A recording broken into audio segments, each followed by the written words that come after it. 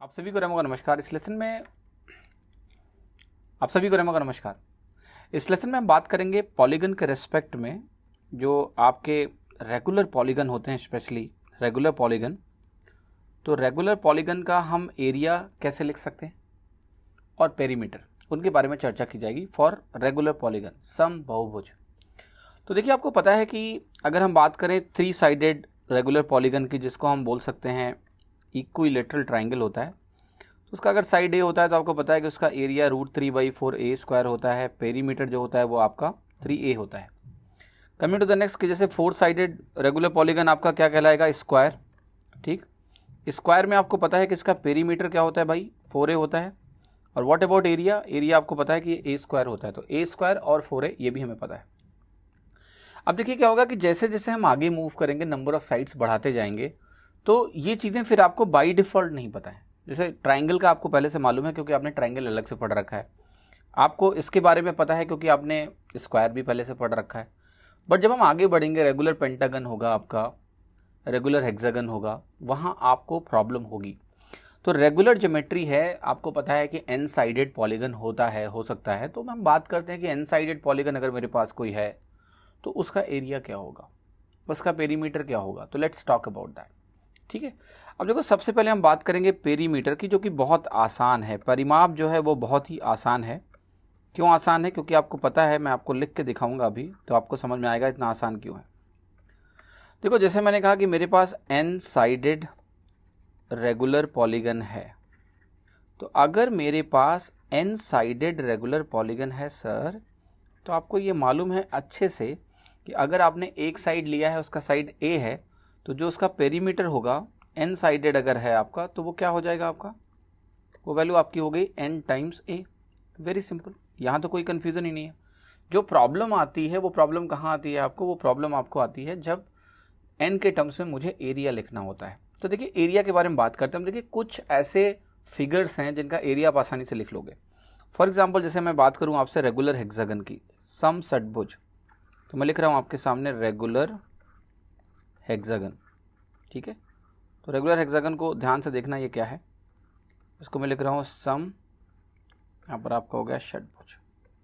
ठीक है, तो जरा रेगुलर हेक्सागन को आराम से देखते हैं और इसमें आपको बहुत बेहतर तरीके से समझ में आएगा कि रेगुलर हेक्सागन को देखिए, अगर आप ध्यान से देखो, और इस रेगुलर हेक्सागन में ये मैं सेंटर पॉइंट लेता हूँ, और मैंने आपसे कहा कि देखो, इस पॉइंट को इस पॉइंट से आप ज्वाइन करो ऐसे करके, इस पॉइंट को आप इस पॉइंट से ज्वाइन करो ऐसे, इस पॉइंट को इस पॉइंट से ऐसे ज्वाइन करो, ऐसे ज्वाइन करो, इसको ऐसे ज्वाइन करो। तो ये होता क्या है कि रेगुलर हेक्सागन में सबसे अच्छी बात क्या होती है कि ये एंगल 60 डिग्री बनता है, क्योंकि सेंटर पे सारे एंगल क्या होंगे, 360 होगा टोटल, 6 एंगल्स बनेंगे इक्वल, तो ये एंगल कितना हो गया, 60 डिग्री ईच हो गया। अब आपको ये पता है कि देखो, ध्यान से देखो, कभी भी ये साइड इसके बराबर होना ही होना है। कभी भी कोई आइसोसेलेस ट्राइंगल हो, जिसमें आइसोसेलेस ट्राइंगल अगर है जिसमें एक एंगल 60 डिग्री हो, तो वो इक्विलेटरल भी होता है। ये आपको पहले ही बताया जा चुका है। कोई भी आइसोसेलेस ट्राइंगल हो, उसमें एक एंगल अगर 60 डिग्री हो, तो तीनों बाकी दोनों भी 60-60 हो जाते हैं, तो वो इक्विलेटरल ट्राइंगल होता है, समबाहु त्रिभुज होता है। वही चीज़ यहाँ अप्लाई करोगे तो आपको यहाँ 6 इक्विलेटरल ट्राइंगल मिल जाएंगे। राइट, तो यहाँ हमें क्या करना पड़ा कि पॉलीगन के लिए कुछ स्पेशल नहीं सोचना है, combination of triangle.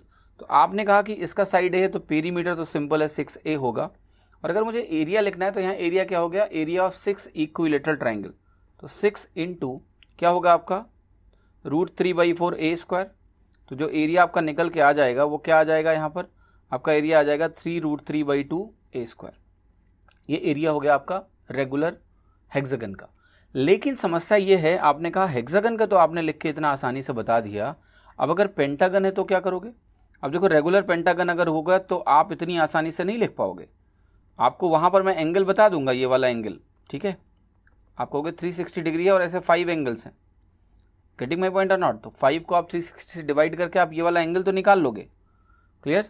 The question is कि ये 72 डिग्री निकालने के बाद, जैसे यहाँ पर इक्विलेटरल ट्राइंगल था तो एरिया फटाक से मैंने लिख दिया, यहाँ मैं उसको कैसे लिखूँ, ये एक चैलेंज आपके सामने प्रस्तुत है, जो आपको कहीं ना कहीं अच्छे से अंडरस्टैंड करना पड़ेगा कि इसको कैसे सॉल्व करें किसी भी जनरल ट्राइंगल के लिए। तो मैं आपको देखिए बहुत आसानी से बताऊंगा और आपको तकलीफ होगी नहीं, आसानी से कर पाओगे। मैं इसको पेंटागन वाले एग्जांपल से रिलेट करूंगा। देखिए, आप जरा इस ट्राइंगल को बहुत ध्यान से देखें।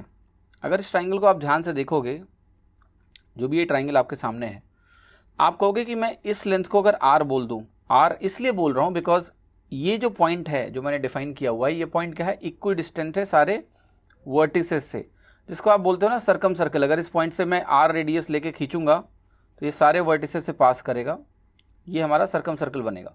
क्लियर है? सर्कम सर्कल अगर बनेगा तो ये जो आर रेडियस है, अगर इसके टर्म में मैं एरिया लिखूं किसी एक ट्राइंगल का, तो आप कहोगे कि ये बन जाएगा half r into sine 72 degree. किसके लिए? पेंटागन के एक ट्राइंगल का। अब पेंटागन में चूंकि इस तरह से कितने ट्राइंगल होंगे, 1 2 3 4 5 होंगे टोटल, तो आप कहोगे ये बनेगा 5/2 आर स्क्वायर साइन 72 डिग्री। थोड़ी देर के लिए मैं अब इसको कुछ जनरलाइज करना चाहूँगा और आपको समझ में आएगा कि ये वैल्यू कैसे निकली है।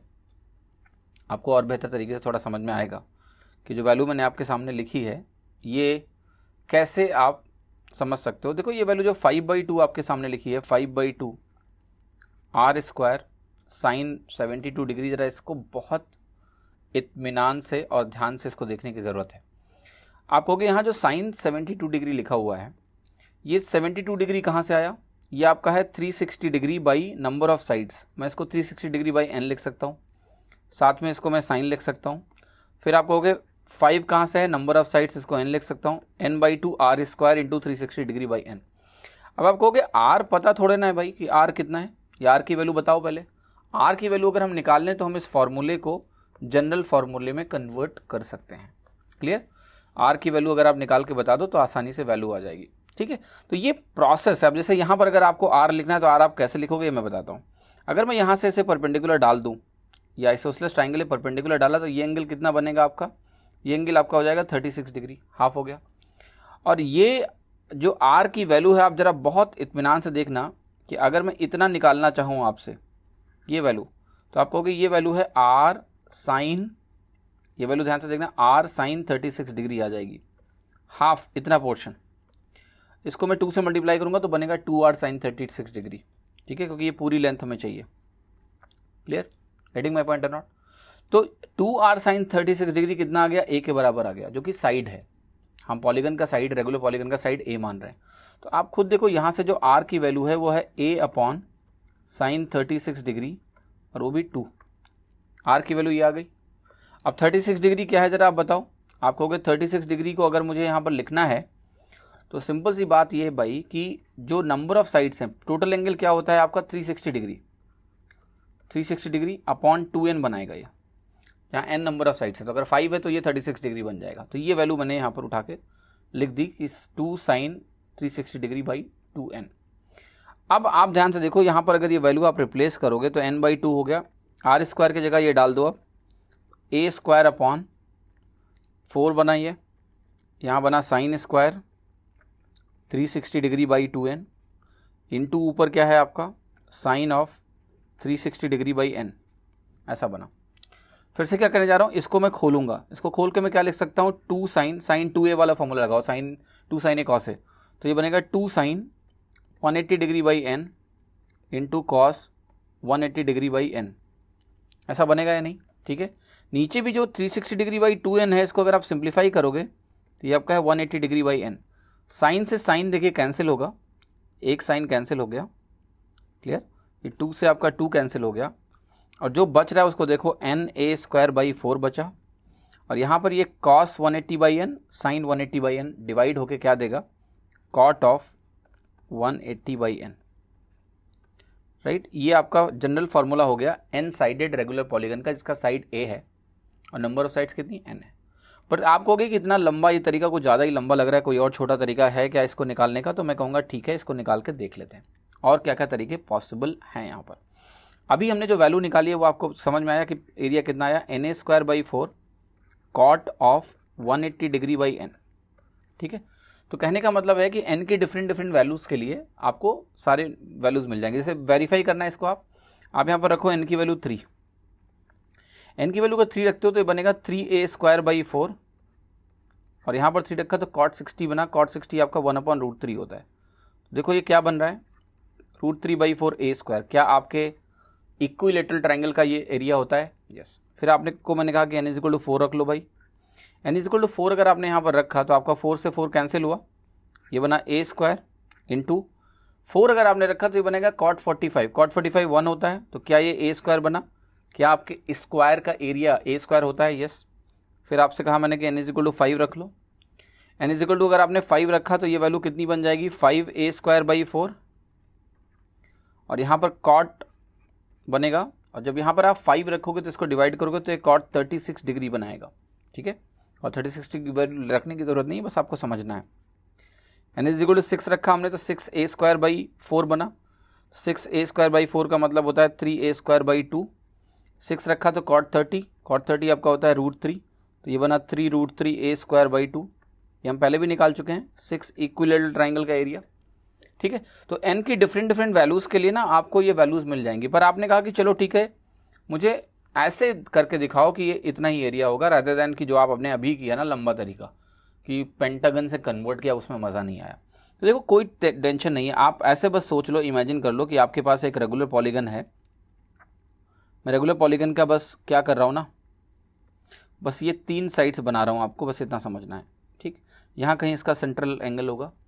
अब आपको पता है मैंने कहा कि अगर n साइडेड पॉलीगन है तो आपसे मैं एक छोटा सा सवाल पूछूंगा जो आपको आंसर करना है कि ऐसे कितने ट्राइंगल बनेंगे? ऐसे n ट्राइंगल्स बनेंगे। ऐसे कितने ट्राइंगल बन जाएंगे? n triangles. अगर मेरा n साइडेड रेगुलर पॉलीगन है तो ऐसे n त्रिभुज बनेंगे। तो एक ट्राइंगल का एरिया मैं निकाल के n से मल्टीप्लाई करूँ तो आ जाएगा। आप कहोगे बिल्कुल आ जाएगा। आप कहोगे आपकी सेंट्रल जो एंगल है पूरा वो 360 डिग्री होता है। अगर वो 360 डिग्री होता है तो ये वाला जो एंगल है, ये वाला जो एंगल है वो कितना हो जाएगा? आप कहोगे 360 डिग्री, और ऐसे n एंगल्स हैं, 360 डिग्री बाई n हो गया। फिर मैं कहूँगा कि ये एंगल अगर 360 डिग्री बाई n है तो मैं कहूँगा इससे मैं अगर ऐसे परपेंडिकुलर यहाँ पर ड्रॉप करूँ इस तरीके से, तो मैं आपसे पूछूंगा कि ये वाला हाफ एंगल कितना होगा? आप कहोगे इसका हाफ होगा, ये आपका हो जाएगा 180 डिग्री बाई n। आपको ये भी समझ में आ जाएगा, ठीक। ये एंगल आपका है 180 डिग्री बाई n, ठीक, क्लियर। अब मैं आपसे कहूँगा इस ट्राइंगल का अगर एरिया लिखना है तो बेस की लेंथ कितनी है? a मान लेते हैं, रेगुलर पॉलीगन की लेंथ a है। तो आप कहोगे जो इसमें एरिया हो जाएगा अब वो हो जाएगा एक ट्राइंगल का area half into base which is a into ये आपका अल्टीट्यूड है। ये आपका अल्टीट्यूड है जो आपको अच्छे समझना है। अब आपको ये देखिए बहुत पहले से मालूम है कि अगर मेरे पास लेट से, ये ध्यान से देखना, अगर मेरे पास ये साइड लेट से दी हुई है x, ये एंगल मुझे दिया हुआ है थीटा, ये एंगल मुझे दिया हुआ है थीटा, तो ये जो वैल्यू होती है इतनी, ये होती है x cot थीटा, ठीक है। बहुत ही आसान है, इसमें कुछ भी ऐसा मुश्किल नहीं है कि आपको अगर ये लेंथ आपको दी हुई है x और आपको x के टर्म में ये लेंथ लिखनी है तो ये x cot थीटा होती है। अगर कोई भी कन्फ्यूजन है तो आप cot थीटा लिख लो। आपका cot थीटा क्या होगा? लेट्स से इस पूरी लेंथ को बोल देता हूँ y अपॉन x हो जाएगा, तो y की वैल्यू कितनी होगी? x cot theta. आपको यही लिख देना है कि इसकी जगह x cot थीटा। यहाँ पर आप खुद ध्यान से देखो, ये हाफ जो लेंथ होगी ये a/2 होगी, तो ये हो जाएगा आपका a/2, और ये परपेंडिकुलर जो डिस्टेंस है ये हो जाएगा cot 180/n। आप खुद देखो ये वैल्यू कितनी आ गई आपकी? a square by 4 cot of 180 degree by n। Clear? क्या मिला? a square by 4 cot 180/n। Simple है, आसान है। अब देखो जब ये वैल्यू आपकी निकल के आ गई तो आपको अगर n साइड्स दे दी गई तो उसका एरिया कितना हो जाएगा? na square by 4 cot 180 degree by n। ये ध्यान रखिएगा, ये आपके लिए बहुत इम्पॉर्टेंट फॉर्मूला है जिसका इस्तेमाल आपको कई बार एग्ज़ाम में करना पड़ सकता है, ठीक है, क्लियर। सो आपको यहाँ पर कोई शंका नहीं होनी चाहिए, आपको आसानी से इसका पता होना चाहिए कि एक्सप्रेशन क्या होता है एन साइडेड रेगुलर पॉलीगन का। अब देखिए कुछ और इम्पॉर्टेंट चीज़ें हैं जो आपको इसमें जानना चाहिए, जो भी मैंने आपको सिखाया है। देखो ध्यान से यहाँ पर कि जब हमने इसको ऐसे ड्रॉ किया और हमने कहा कि ऐसे करके बहुत सारे साइड्स होंगे, उनको मैंने ऐसे छोड़ दिया, ठीक, सारे एन साइड्स नहीं बना रहा हूँ, ठीक है। आपने कहा कि ये सेंटर पॉइंट था, इससे हमने इसको ज्वाइन किया, क्लियर, ऐसे करके, और ये लेंथ मेरी क्या है? ए है, साइड ए है। ये लेंथ जो है ये लेंथ कहलाती है आर, जिसको आप बोलोगे फिर से सर्कम रेडियस, ये आपकी सर्कम रेडियस है, ठीक है। तो सर्कम रेडियस पॉलीगन में भी हो सकती है, परिवृत्त, कि इसको सेंटर मान के अगर आपने खींचा तो वो सारे शीर्षों से पास होके जाएगा। साथ ही साथ देखो ये वाली जो लेंथ है ना आपकी, ये वाली जो लेंथ है आर, ये लेंथ आर आपकी होती है इन रेडियस, ठीक है। मतलब अगर आपने इस लेंथ को लेके इसको सेंटर मान के एक रेडियस की सर्कल खींचा तो वो सारे साइड्स को टच करता हुआ जाएगा अंदर से। ये दोनों टर्म भी काफ़ी इंपॉर्टेंट हैं और वो मैं आपको यहीं पर क्लियर कर देता हूँ। ठीक है, आपको देखो ये पता है कि ये वाला एंगल जिसको मैं थीटा बोल रहा हूँ अभी, थीटा आपका 180 डिग्री बाई एन के बराबर है, इसमें किसी को कोई शंका नहीं होनी चाहिए। ठीक, अभी आपने देखा कि ये वैल्यू a/2 है, ये वैल्यू भी आपकी क्या है a/2 है। अगर ये दोनों वैल्यूज a/2 हैं तो मैं आपसे पहला छोटा सा सवाल पूछ रहा हूँ कि भाई ये जो r निकला वो क्या आया। अभी आपने देखा कि r की वैल्यू आई a/2 कॉट थीटा, क्योंकि ये एंगल थीटा है, जो कि अल्टीमेटली कन्वर्ट हो गया a/2 cot of 180 degree by n। Clear, क्या कन्वर्ट हो गया, r is equal to a/2 cot 180 degree by n, इसमें कन्वर्ट हो गया। राइट, सिंपली ऐसे मैं बोलूं कि अगर मुझे ये r चाहिए, ये लेंथ चाहिए r, तो क्या आप उसको a के टर्म में लिख सकते हो? आप कहोगे बिल्कुल, ये तो कोई मुश्किल इसमें नहीं है। अगर मैंने कहा कि मेरे को ये वाला r चाहिए, दिस r आई नीड, है ना, तो ये r क्या होगा, आपको क्या रिलेशनशिप होगी? देखो ये सब चीज़ें बहुत पहले आपको आती हैं। जैसे मैंने कहा ये एंगल मेरा थीटा है, ये एंगल मेरा थीटा है, ये लेंथ मेरी a/2 है। क्लियर, अब a/2 के टर्म में अगर आपको ये लिखना है, हाइपोटेनस लिखना है, तो ये वैल्यू आपकी कितनी होती है, a/2 कोसेक थीटा होती है। कोई भी कंफ्यूजन है तो आप लिखो कोसेक थीटा क्या होगा, आपको कोसेक थीटा होगा हाइपोटेनस अपॉन परपेंडिकुलर। हाइपोटेनस क्या हो जाएगा, a/2 इंटू कोसेक थीटा। तो आपने कहा r की वैल्यू आ जाएगी a/2 into cosec theta. Clear, तो दो एक्सप्रेशन है जो आपके सामने इंपॉर्टेंट हैं, जो कि आप ऐसे लिख सकते हो, a/2 हो गया और ये हो गया आपका cosec 180 degree divided by n। No confusion should be there till this point. अब आपको पता है क्या, सर्कम रेडियस और जो आपका ये r है, इनके टर्म्स में भी आप एरिया लिख सकते हो।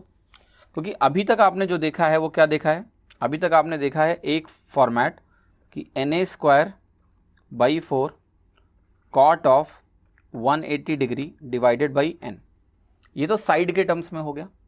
लेकिन मैंने वही बोला कि भाई जो दो वैल्यूज अभी आपने कैलकुलेट करी हैं कि r की वैल्यू जो है आपकी a/2 कॉट 180 बाई n के बराबर हो सकती है। सिंपली ये जो r है आपका, ये a/2 कोसेक 180 बाई n के बराबर हो सकता है। इनको उठा के यहाँ रख दें, देखें क्या कुछ नए एक्सप्रेशन बन रहे हैं क्या, क्योंकि a को हम r के टर्म में लिख सकते हैं कि नहीं। तो यहाँ से अगर आप a को रिप्लेस करोगे तो देखो ध्यान से क्या मिलेगा, यहाँ से आपको a मिलेगा 2r tan 180 बाई n मिलेगा। यहाँ से a आपको क्या मिलेगा, यहाँ से मिलेगा 2r sin 180 बाई n मिलेगा आपको। ये दोनों वैल्यूज मैं रख के देखता हूँ और मैं देखना चाहता हूँ कि r और r के टर्म में क्या वैल्यू आएगी। जैसे आपने 2r रखा, ये गायब हो गया, आपको यहाँ से मिलेगा nr² क्योंकि 2 गायब होगा। और tan स्क्वायर 180 बाई n अगर मेरे पास है तो एक tan कॉट के साथ मिलके 1 हो जाएगा। अल्टीमेटली आपके पास क्या बचेगा, nr² tan 180 बाई n। ध्यान से देखना, यहाँ r क्या है, ध्यान रखना, r आपका इन रेडियस है। तो अगर मेरे को रेगुलर पॉलीगन में अंतः वृत्त की त्रिज्या दी हो तो आप ऐसे लिख सकते हो कि आपका जो एरिया होगा वो nr² tan of 180 by n बनेगा। ठीक है, that you can write is the area. बिना किसी प्रॉब्लम के आप एरिया को ऐसे लिख सकते हैं। ठीक है, nr² tan 180 by n। Coming to the circumradius के टर्म में जाओगे आप तो यहाँ पर आपको होगा कि 2r रखेंगे तब भी वही बनेगा, आपका ये nr² बनेगा। आप ध्यान रखना है, जो साइन स्क्वायर 180 बाई n बनेगा, ये इंटरेस्टिंग है देखना, साइन स्क्वायर 180 बाई n जो बनेगा, और जब आप इसको मल्टीप्लाई करोगे कॉट से, कॉट क्या होता है, cos 180 by n upon sine 180 by n, sine 180 by n होता है। एक साइन से एक साइन कैंसिल होगा, कोई कंफ्यूजन नहीं है, हो जाएगा। अब एक साइन है और एक कॉस है, साइन और कॉस को अगर मुझे कंबाइन करना है तो 2 नीचे दूंगा, 2 ऊपर दे दूंगा, 2 ऊपर देते कंबाइन करके बनाएगा साइन ऑफ 2, और साइन ऑफ 2 बनाएगा तो ये बन जाएगा आपका sine of 360 degree by n। क्या बनेगा, sine of 360 degree by n। तो ये आपका हो गया सर्कम रेडियस के टर्म में एरिया, ये हो गया इन रेडियस के टर्म में एरिया, और ये हो गया आपका सिंपली साइड के टर्म्स में एरिया। ये 3 फॉर्मेट एरिया के हैं जो आपको यहाँ पर मिलेंगे। आपको अगर ये वेरीफाई करना है, लेट्स से कि ये सही है नहीं है, क्या निकला, वेरिफिकेशन के लिए आपको सब कुछ पता है। आप एक ट्राइंगल ले लो जिसमें n की वैल्यू आप रखोगे 3। ट्राइंगल के केस में आपको पता है कि ये जो वैल्यू आती है ये क्या आती है, circumradius a/√3, side. Inradius क्या आता है आपका, साइड/2√3। जरा वेरीफाई करो कि ये जो वैल्यूज़ होती हैं इन रेडियस और सर्कम रेडियस की वो ऐसी होती हैं, ठीक है। अब इनको रख के देखेंगे हम कि क्या हमें वो रिक्वायर्ड एरिया मिल रहा है जो हमें चाहिए, ठीक है। तो आप कहोगे देखो ये तो ठीक है, ये तो मैं वेरीफाई कर चुका हूँ कि n की वैल्यू अगर मैंने 3 रखी तो cot 60 बनेगा, 3a² / 4 1/√3, √3/4 मिलेगा। कमिंग हियर, यहाँ पर जब मैं आऊँगा तो आप कहोगे कि n की वैल्यू अगर आपने 3 रखी तो tan 60 बना। tan 60 क्या होता है, √3 लिख दिया मैंने। अब सवाल है nr² क्या होगा, आप कहोगे n की वैल्यू 3 है। व्हाट अबाउट r², आप कहोगे r² सर्कम इन रेडियस का स्क्वायर करोगे आप तो आपको मिलेगा a²/4√3 मिला। एक √3 कैंसिल हुआ, एक √3 कैंसिल हुआ। अब ये बताओ मुझे कि भाई ये 4√3 नहीं मिलेगा बट a²/4 × 3 हो जाएगा, ये 4 × 3 हो गया और इंटू √3 आ गया। ये 3 से 3 कैंसिल हुआ, √3/4 a² मिल गया, वेरीफाइड। यहाँ आया मैं तो मैंने कहा nr²/2 है, nr²/2 है तो मैं कहा a/√3 रख के चेक कर लो। जैसे ही आपने a/√3 रखा यहाँ पर और ये वैल्यू आपने रखी 3, तो 3 × a² / 3 बना, ये कैंसिल हुआ, 2 यहाँ रहेगा ही। Sine 360/n, sine 120, sine 120 is cos 30, cos 30 is what, √3/2। क्या बना, √3/4 a² बना या नहीं बना, यस, सब कुछ वेरीफाइड है। तो ये ध्यान रखिएगा 3 फॉर्मेट्स हैं और ये तीनों फॉर्मेट क्वेश्चंस में यूजफुल हो सकते हैं डिपेंडिंग ऑन कि उन्होंने क्या दिया है। एरिया दिया है मान लिया और आपसे सर्कम रेडियस पूछ ले, इन रेडियस पूछ ले, तो ए निकाल के आप जाओगे या फिर आप डायरेक्टली इसका इस्तेमाल करके भी निकाल सकते हो depending on what ever is suitable. तो देखिए ये फॉर्मूला जानना मस्ट है, ये मस्ट है, और ये दोनों मस्ट तो नहीं कहूँगा बट अगर आप जानते हो तो अच्छी बात है, आप कुछ समय एग्जाम में बचा सकते हो, वरना फिर ए निकाल के कन्वर्ट करना पड़ेगा, right. So what ever is suitable first तो याद ही रखना है, उसमें कोई कंजूसी या गुंजाइश ही नहीं है कि आप उसको ना याद रखो, बट सेकंड और थर्ड आपके ऊपर छोड़ रहा हूँ। अगर आपको कन्वीनियंट लगता है तो याद करिए, नहीं लगता है तो छोड़ सकते हैं आप जो है एग्जाम में रिलेट करना पड़ेगा लेकिन आपको, ठीक है। These are the 3 expression that you should actually know, ठीक है। अब देखिए क्या है कि जब आपको एरिया एक्सप्रेशंस पता है तो बहुत सारी चीज़ें हैं जो एग्जाम में क्वेश्चंस बनाएंगे इस पे बेसिस पे और आप आसानी से कर पाओगे। तो मुझे ये उम्मीद है कि आप इसको ध्यान रखेंगे और इसको ध्यान रखें आप अपनी हर कैलकुलेशन जो है आप इसके अकॉर्डिंगली, कभी भी क्वेश्चन आएगा तो आप इसको डायरेक्टली करके यहाँ पर निकाल पाएंगे और आपको कोई भी तकलीफ बिल्कुल भी नहीं होगी क्वेश्चंस को करने में। तो उम्मीद करता हूँ आपको ये लेसन पसंद आया होगा और नेक्स्ट लेसन में आपको और ज़्यादा लर्निंग मिलेगी पॉलीगन्स के बारे में। स्पेशली हम लोग बात करेंगे रेगुलर हेक्सागन की जो बहुत इंपॉर्टेंट है, और आगे के लेसन में एक रेगुलर ऑक्टागन की भी बात आपसे की जाएगी जो कि अगेन बहुत ज़्यादा इंपॉर्टेंट है, ठीक है। तो इसको पहले पूरा अच्छे से क्लियर करना, फिर अगले लेसन में मूव करना है आपको। Thank you, have a great day.